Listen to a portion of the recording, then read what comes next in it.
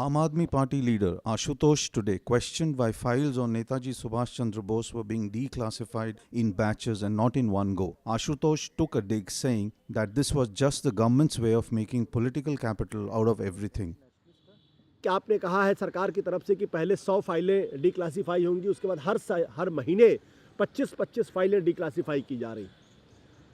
तो अगर आपको डिक्लासिफाई करना है तो एक साथ डिक्लासिफाई करिए। आप ये क्यों एक धारावाहिक क्यों शुरू कर रहे हैं आप कि आज 100, कल 25, फिर अगले दिन 10, फिर 50, सारी फाइलें उपलब्ध है, आप उसको डिक्लासिफाई करिए।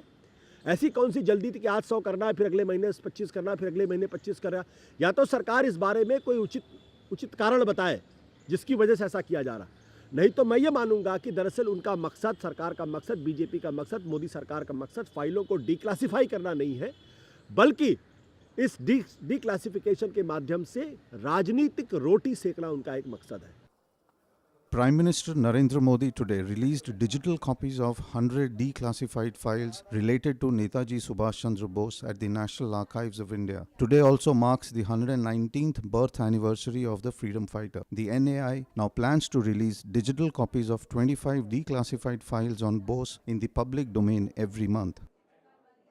एक इंस्टीट्यूशनल फ्रेमवर्क होना चाहिए, जैसे कि अमेरिका के अंदर है। वहाँ की जो CIA की फाइल्स होती है, FBI की फाइल्स होती हैं, या सरकार के स्तर पर जो भी फाइल्स होती, जो डिक्लासिफाइड मानी जाती है, वो हर 30 साल के बाद अपने आप पब्लिक डोमेन में आ जाती है और लोगों को उसके अध्ययन करने में, इतिहास को समझने में, इतिहास को नए सिरे से लिखने में मदद मिलती है। तो हमारी मांग ये है कि इस देश के अंदर भी इस तरीके की परंपरा शुरू होनी चाहिए, चाहे वो 10 साल के बाद करे, 20 साल के बाद करे, 30 साल के बाद करे, वो करे। The declassification of the documents is widely expected to reveal the truth behind the disappearance of Bose 7 decades ago.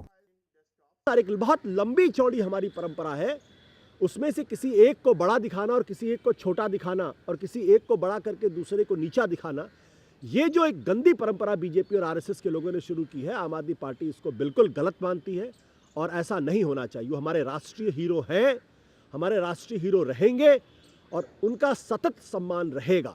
इसलिए इस तरीके की कुत्सित कोशिशों का हम विरोध करते हैं। Powered by NNIS.